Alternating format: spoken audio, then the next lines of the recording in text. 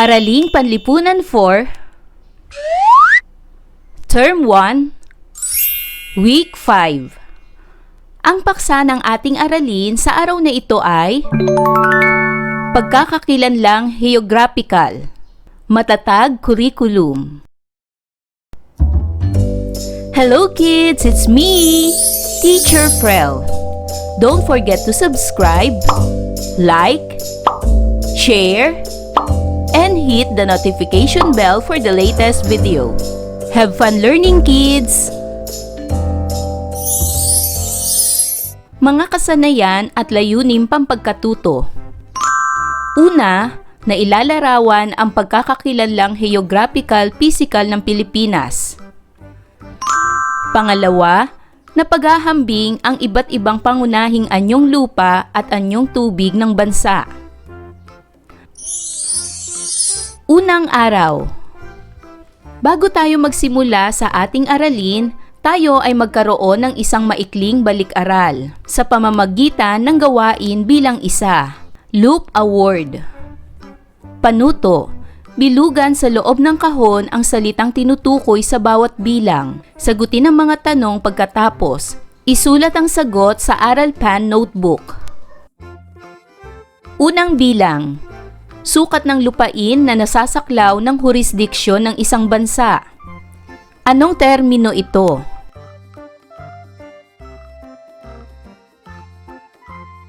Magaling! Ito ay teritoryo. Pangalawang bilang.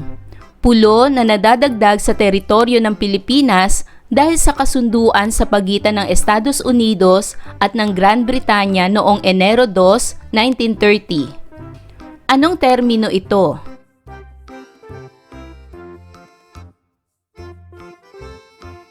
Magaling!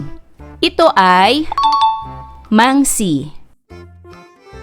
Pangatlong bilang. Artikulo sa Saligang Batas ng Pilipinas na matatagpuan ang tungkulin ng bawat Pilipinong pangalagaan at ipagtanggol ang bansa. Anong artikulo ito?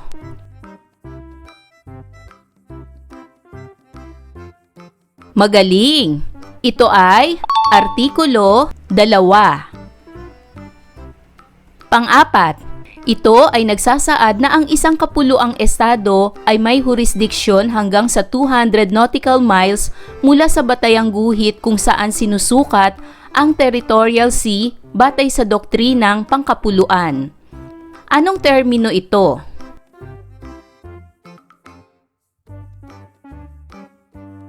Tama! Ito ay Exclusive Economic Zone.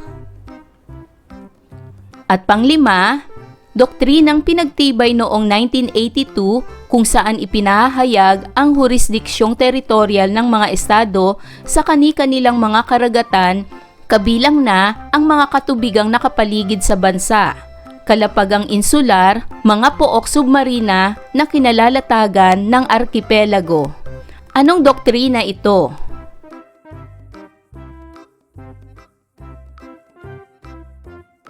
Tama! Ito ay pangkapuluan. Ano-ano ang mga nabuong salita? Ang mga nabuong salita ay teritoryo, mangsi, dalawa, exclusive economic zone, at pangkapuluan. Ang mga nabuong salita ay may kaugnayan sa susunod na paksang tatalakayin natin. Ikalawang araw. Gawain bilang 2. Word webbing. Panuto. Magbigay ng salita na maaari ninyong maiugnay sa pagkakakilanlang Pilipino. Sa inyong sariling ideya, magbigay ng mga salita o pahayag na maaaring maglarawan sa katangiang pisikal ng Pilipinas. Magbigay ng mga salita na tumutukoy sa katangiang pisikal ng Pilipinas. Ang mga salitang tumutukoy sa katangiang pisikal ng Pilipinas ay Perlas ng Silanganan, Maganda, Mayaman sa likas na yaman, Best tourist destination, Maraming magagandang isla. Napapalibutan ng dagat. Mayaman sa biodiversity at marami pang iba. Gawain bilang 3. Anyong sayo. Panuto. Basahin at suriin ang mga nakatalang salita sa kaliwang bahagi ng kahon. Pangkatin ito sa kanan at itala ang kategorya nito. Basahin ang bawat salita at alamin kung saang kategorya ang mga ito. Para sa kategoryang Anyong Lupa, ang mga ito ay Mount Taal, Sierra Madre, Mount Apo, Mount Pulag, Chocolate Hills, na tumutukoy sa matataas na anyong lupa, gaya ng bundok, burol at bulkan. Tama raw. Monkey Eating Eagle, Tarsier, Kalabaw, na mga hayop na naninirahan sa mga anyong lupa. Rafflesia, Waling-waling, Sampagita, na mga halaman na matatagpuan sa mga anyong lupa. Marmol, Ginto, na mga yamang mineral na makukuha sa ilalim ng lupa. Ganon din ang Gitnang Luzon na isang rehiyon ng bansa. Ang mga ito ay nasa kategoryang Anyong Lupa. Para naman sa kategoryang Anyong Tubig, ang mga ito ay South Sea Pearl, Laguna de Bay, Tubataha Reef, Bangus. Ang mga ito ay tumutukoy sa mga anyong tubig at mga yamang tubig, gaya ng Laguna de Bay na isang anyong tubig, South Sea Pearl, Tubataha Reef at Bangus na mga yamang dagat. Sumunod na kategorya ay ang klima o panahon. Ang mga ito ay tag-init at tag-ulan. Sagutin naman ang mga gabay na tanong. Una, ano-ano ang mga kategorya na iyong nahinuha batay sa mga salita? Ang mga kategoryang ito ay ang anyong lupa, anyong tubig, klima, at panahon. Pangalawa, paano mo ikinategorya ang mga salita?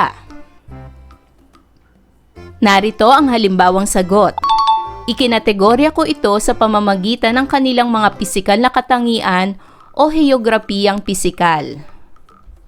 Pangatlong tanong, ano ang inilalarawan ng mga salita at kategorya na iyong nabuo?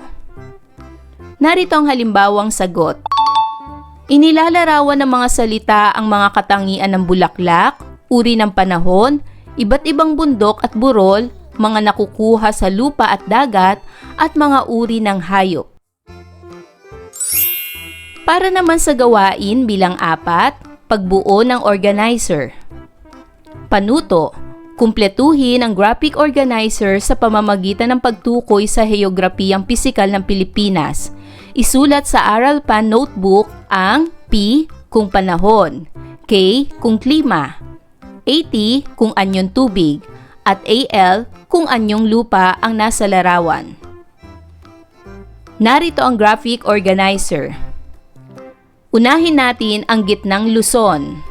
Anong kategorya na bibilang ang Gitnang Luzon? Ito ba ay anyong lupa, anyong tubig, klima o panahon?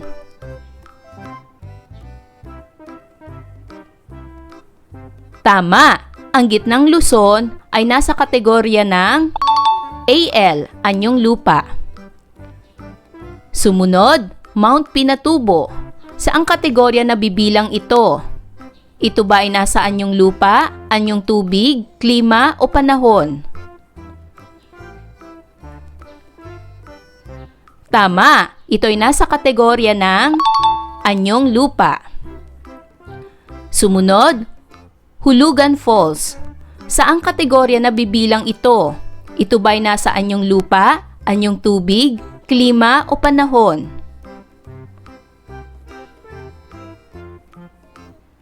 Tama, ito'y nasa kategorya ng 80, anyong tubig.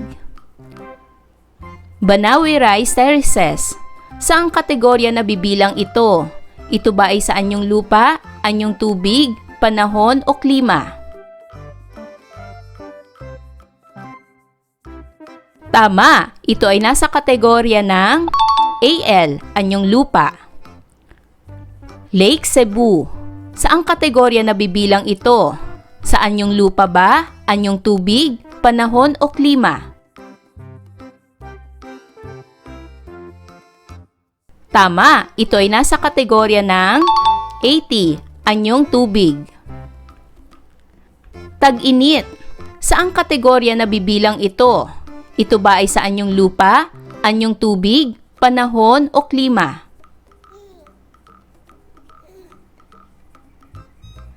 Tama, ito ay nabibilang sa K, klima. Sagada. Saang kategorya nabibilang ito? Sa anyong tubig, anyong lupa, panahon o klima? Tama, ito ay AL, anyong lupa. Big Lagoon, El Nido, Palawan. Saang kategorya nabibilang ito? Sa anyong lupa, anyong tubig, klima o panahon? Tama, ito ay 80, anyong tubig. Tamaraw.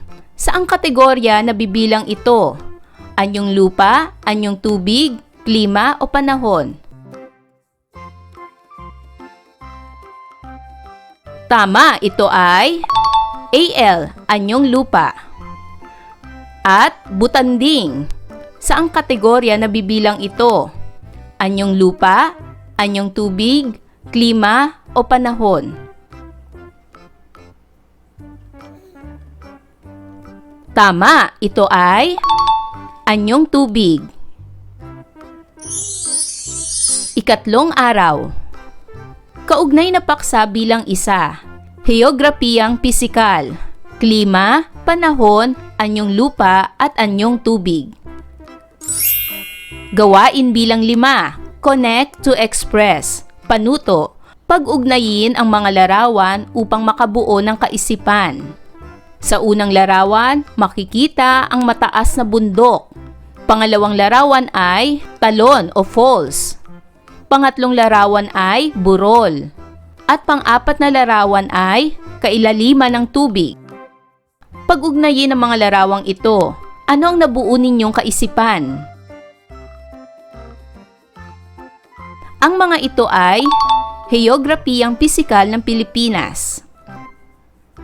Para sa unang katanungan, ano-anong mga lugar na nasa larawan? Ang pangalan ng unang larawan ay Mount Pulag. Ang pangalawang larawan ay Pagsanhan Falls. Ang pangatlong larawan ay Chocolate Hills. At ang pang-apat na larawan ay Tubataha Reef. Pangalawang tanong, nakarating ka na ba sa mga lugar na ito? Ikwento ang iyong karanasan. Pangatlo, matutukoy mo ba kung anong uri ng heograpiyang pisikal ang nasa larawan? Unahin natin ang Mount Pulag. Ang Mount Pulag ay isang anyong lupa. Ang Pagsanhan Falls ay isang anyong tubig. Ang Chocolate Hills ay isang anyong lupa. At ang Tubataha Reef ay isang anyong tubig. Para naman sa gawain bilang 6, awit. Panuto, pakinggan at suriin ang mensahe na nakapaloob sa awit at sagutin ang mga gabay na tanong. Narito ang pamagat ng awit. Tara na, biyahe tayo. All-Star Various Artists. Maaari ninyong mapakinggan ang awiting ito sa YouTube. I-search lamang ang title ng awitin. Mga bata, babasahin ko na lamang ang awiting ito. Ikaw ba'y nalulungkot, naiinip, nababagot? Ikaw ba'y napapagod? Araw-gabi puro kayod? Buhay mo ba'y walang saysay, walang sigla, walang kulay?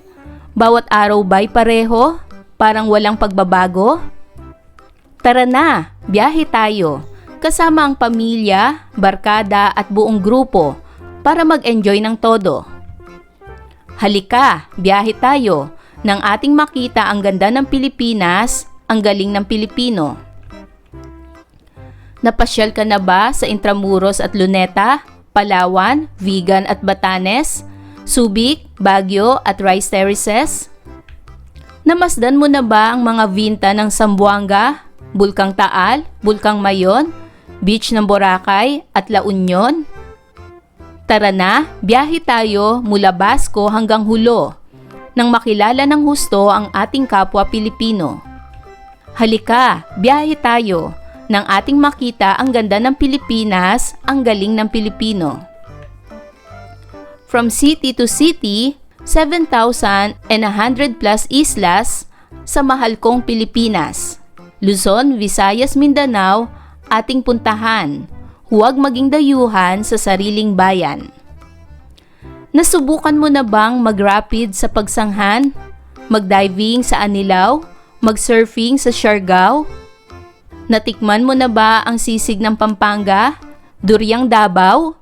Bangus Dagupan? Bicol Express? At Lechong Balayan? Tara na, biyahe tayo, nang makatulong kahit pano sa pag-unlad ng kabuhayan ng ating mga kababayan.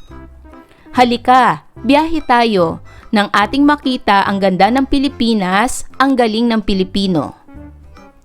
Nakisaya ka na ba sa Pahiyas at Maskara, Moriones at Ati-Atihan, Sinulog at Kadayawan? Namiesta ka na ba sa Peña Pranza sa Naga, umakyat sa Antipolo, nagsayaw sa Obando? Tara na, biyahe tayo upang ating matamo, ligaya at pagkakaibigan, kaunlaran, kapayapaan. Halika, biyahe tayo nang ating makita ang ganda ng Pilipinas, ang galing ng Pilipino. Tara na, biyahe tayo upang ating matamo, ligaya at pagkakaibigan, kaunlaran, kapayapaan. Halika, biyahe tayo nang ating makita ang ganda ng Pilipinas, ang galing ng Pilipino. Halika, biyahe tayo. Wow, Philippines! Naunawaan niyo ba ang mensahe ng awiting ito? Ngayon ay dumako na tayo sa mga gabay na tanong. Unang katanungan, ano ang mensahe na nais ipaunawa ng awit?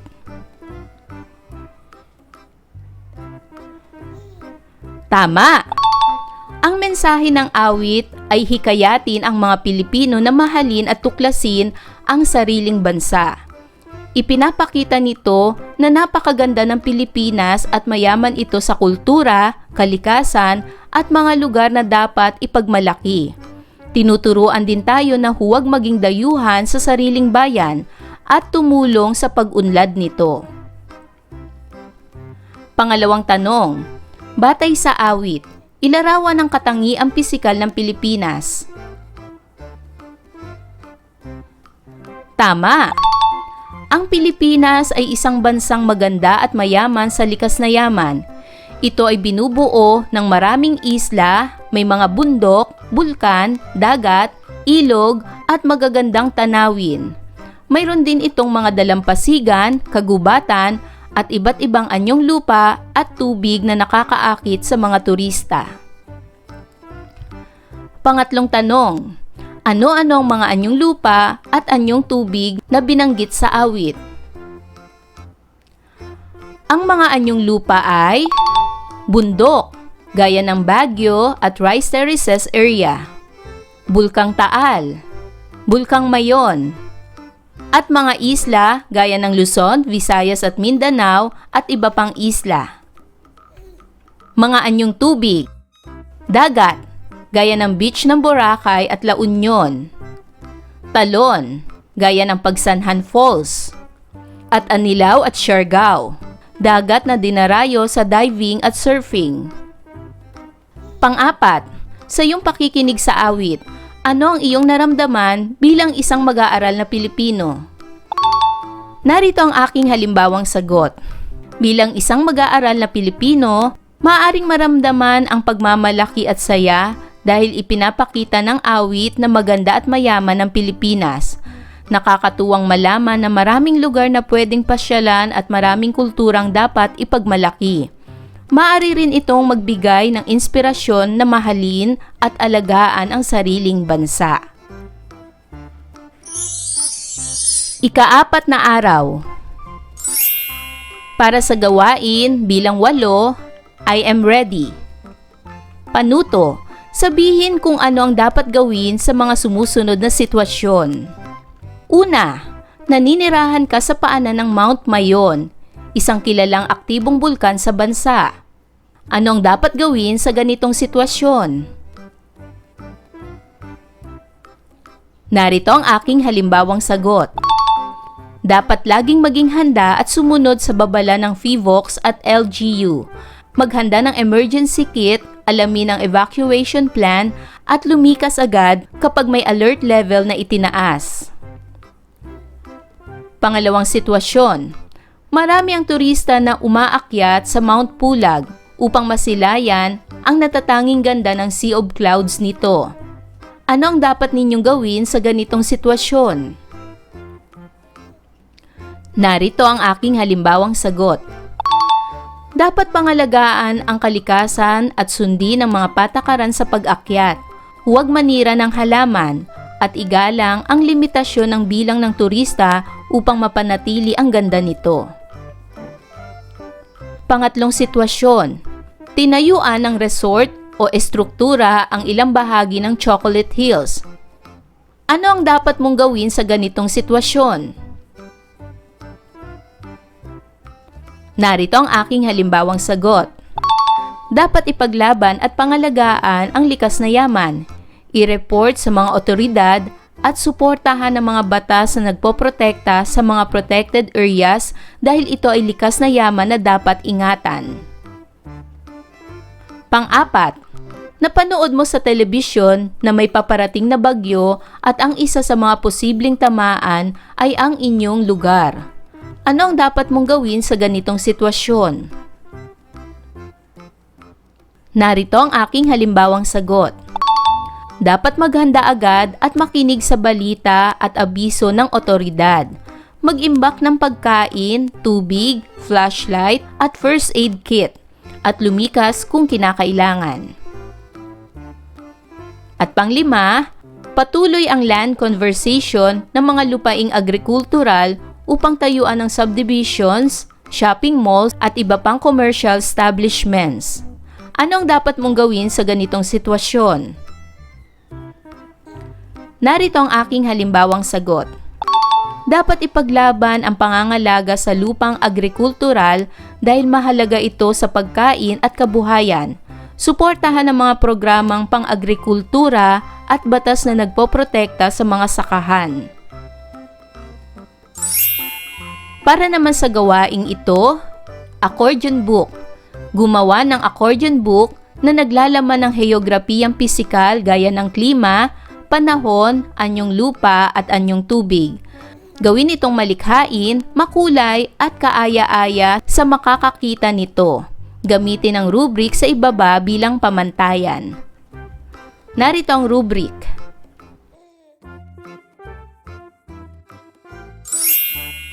Para naman sa pabaong pagkatuto, gawain bilang 9, photo gallery.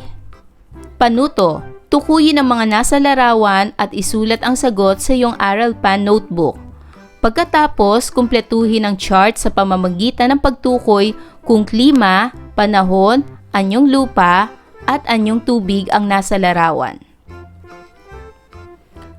Ano kaya ang unang larawan? Ang unang larawan ay tinatawag na Rafflesia. Ang Rafflesia ay nasa kategorya ng anyong lupa dahil ito ay tumutubo sa lupa. Ano naman ang sumunod na larawan? Ang pangalan ng sumunod na larawan ay Boracay. Ang Boracay ay nasa kategorya ng anyong tubig. Ano naman ang sumunod na larawan? Ang sumunod na larawan ay nagpapakita ng tag-init. Tumutukoy ito sa klima. Ano naman ang tawag sa pang-apat na larawan? Ang pang-apat na larawan ay isang lugar na tinatawag na Siargao. Ang Siargao ay nasa kategoryang anyong tubig. Ano naman ang panglimang larawan? Ang panglimang larawan ay durian. Ito ay isang uri ng prutas. Ang durian ay nasa kategorya ng anyong lupa. At ang panghuling larawan ay bangus. Ang bangus ay nasa kategorya ng anyong tubig. Pagsusulit. Ilarawan ang mga sumusunod na heograpiyang pisikal ng Pilipinas. Gumawa ng isang sulat para sa mga kamag-anak na nasa ibang bansa upang hikayatin ng mga ito na magbakasyon sa Pilipinas. Ayan mga bata, naunawaan niyo ba ang ating aralin sa araw na ito? Kung ganon, magaling! Mga bata, sana'y marami kayo natutunan sa ating aralin. Hanggang sa susunod na video lesson, paalam! Thank you for watching!